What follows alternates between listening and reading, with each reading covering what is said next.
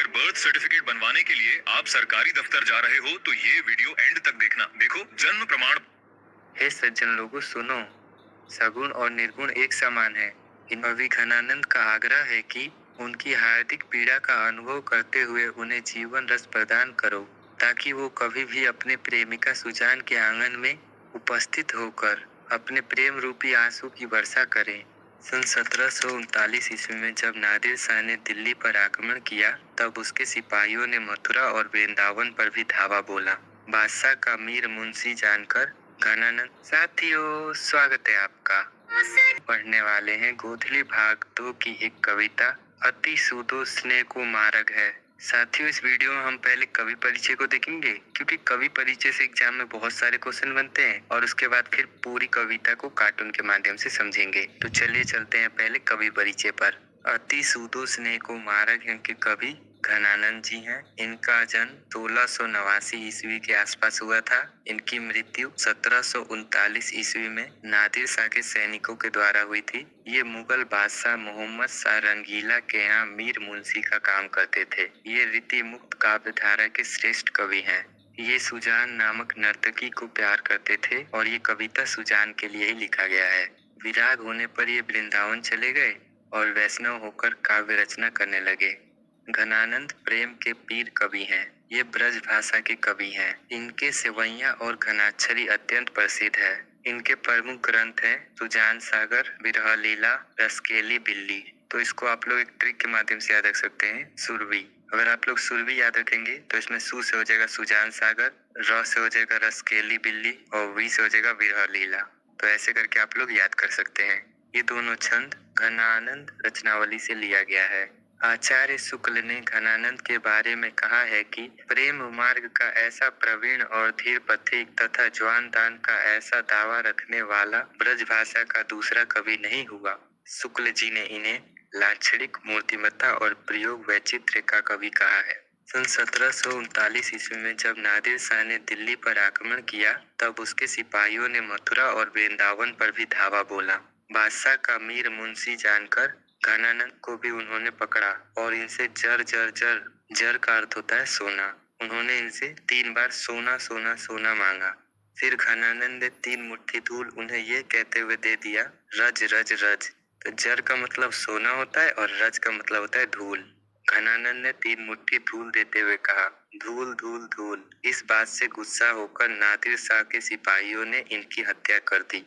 साथ ही जो ये तीनों नोट हैं, ये एग्जाम में बहुत कम चांस है पूछे जाने का, तो आप लोग इसे बस एक बार पढ़ लेंगे और बाकी जो भी ऊपर लिखवाया गया है वो सब आपको याद करना है, क्योंकि उसी से एग्जाम में क्वेश्चन बनेगा।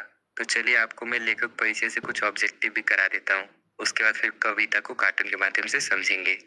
घनानंद ने अपने सेवैया में सुजान कहकर किसे संबोधित किया है?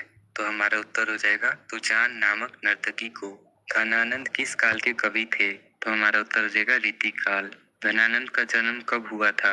तो हमारा उत्तर हो जाएगा 1689 ईस्वी के आसपास। घनानंद किस काव्य धारा के श्रेष्ठ कवि हैं? तो हमारा उत्तर हो जाएगा रीति मुक्त। आगे है घनानंद किस भाषा के कवि हैं? तो हमारा उत्तर हो जाएगा ब्रज भाषा। आगे है घनानंद मोहम्मद शाह रंगीला के क्या थे? तो हमारा उत्तर हो जाएगा मीर मुंशी। घनानंद के प्रमुख ग्रंथ हैं सुजान सागर, विरह लीला, रसकेली बिल्ली। उपरोक्त में सभी। तो हमारा उत्तर हो जाएगा उपरोक्त में सभी। घनानंद किनके सैनिकों द्वारा मारे गए थे? तो हमारा उत्तर हो जाएगा नादिर शाह। आगे है सुजान सागर किसकी रचना है? तो हमारा उत्तर हो जाएगा घनानंद की। आगे है नादिर शाह के सैनिकों द्वारा घनानंद कब मारे गए? तो हमारा उत्तर हो जाएगा 1739 ईस्वी में। इनमें से कौन सी रचना घनानंद की है? तो हमारा उत्तर हो जाएगा सुजान सागर। आगे है नादिर शाह के सैनिकों ने किसे मार डाला? तो हमारा उत्तर हो जाएगा घनानंद को। आगे है किसे प्रेम का पीर कवि कहा जाता है? तो हमारा उत्तर हो जाएगा घनानंद को। घनानंद रचित अत्यंत प्रसिद्ध क्या है? तो हमारा उत्तर हो जाएगा सेवैया और घनाक्षरी। आगे है विरह लीला किसकी रचना है? तो हमारा उत्तर हो जाएगा घनानंद की। तो चलिए अब हम चलते हैं कविता पे। अति सुधो स्नेह को मारक है, अति सुधो स्नेह को मारक है, जहाँ ने कुशयानप बाक नहीं, तहाँ साचे चले ताजी आपन पो, झुझ के कपटी जे निशाक नहीं।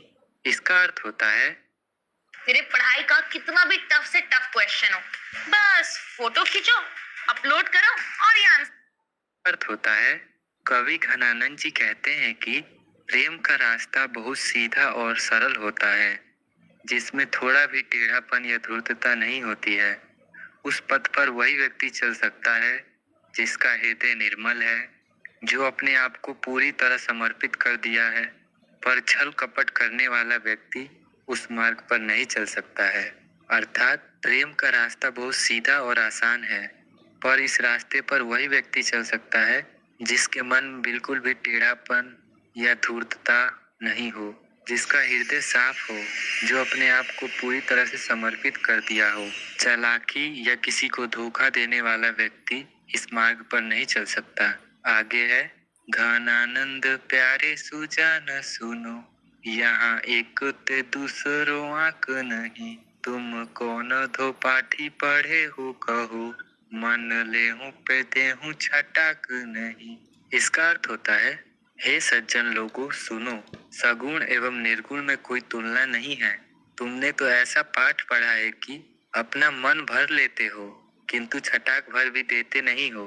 अर्थात घनानंद जी कहते हैं कि हे सज्जन लोगों सुनो, सगुण और निर्गुण एक समान है, इनमें कोई तुलना नहीं है। तुमने ऐसा पाठ कहाँ से पढ़ लिया है कि अपना मन तो भर लेते हो, पर छटाक भर भी दूसरे को नहीं देते हो। आगे है, मोह असुआ नहीं ले बरसो, पर काजी ही देह को धारी फिरो, पर जने जथारथ हुए दरसो, निधि नीर सुधा की समान करो, सब ही विधि सजनता सरसो। इसका अर्थ हो जाएगा, कवि घनानंद जी कहते हैं कि दूसरों की भलाई करने के लिए शरीर धारण करके बादल के समान फिरा करो और दर्शन दो, समुद्र के जल को अमृत के समान बना दो तथा सब प्रकार से अपनी सजनता का परिचय दो। अर्थात घनानंद जी कहते हैं कि दूसरों की भलाई के लिए अपना शरीर धारण करो और फिर ऐसे फिरो कि लोग आपके दर्शन मात्र से ही खुश हो जाएं। ठीक बादल के जैसे बनो, क्योंकि बादल देह को धारण करता है पृथ्वी की भलाई के लिए और उस पर वर्षा कर खुद को नष्ट कर लेता है। पृथ्वी बादल के दर्शन मात्र से ही खिल उठती है। आगे है, घनानंद जीवन दायक हो, कछु मेरी ओ पीर ही परसो, कबहु बिसाजी सुजान के आंगन, मुँह सुआ नहीं ले बरसो। इसका अर्थ होता है, कवि घनानंद जी का आग्रह है कि उनकी हार्दिक पीड़ा का अनुभव करते हुए उन्हें जीवन रस प्रदान करो, ताकि वो भी कभी अपने प्रेमिका सुजान के आंगन में उपस्थित होकर अपने प्रेम रूपी आंसू की वर्षा करें।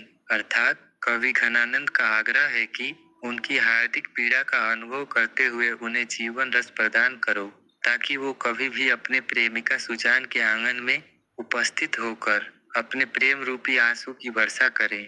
साथ ही एग्जाम में इनमें से किसी लाइन को उठा के व्याख्या के लिए पूछ लिया जाता है। व्याख्या 5 नंबर की आती है। आपको कोई सा भी लाइन उठा के दे दिया जाएगा और कहा जाएगा इसकी व्याख्या करें। व्याख्या करने से पहले आपको उस लाइन को पहचानना पड़ता है कि ये किस कविता से या किस पाठ से है।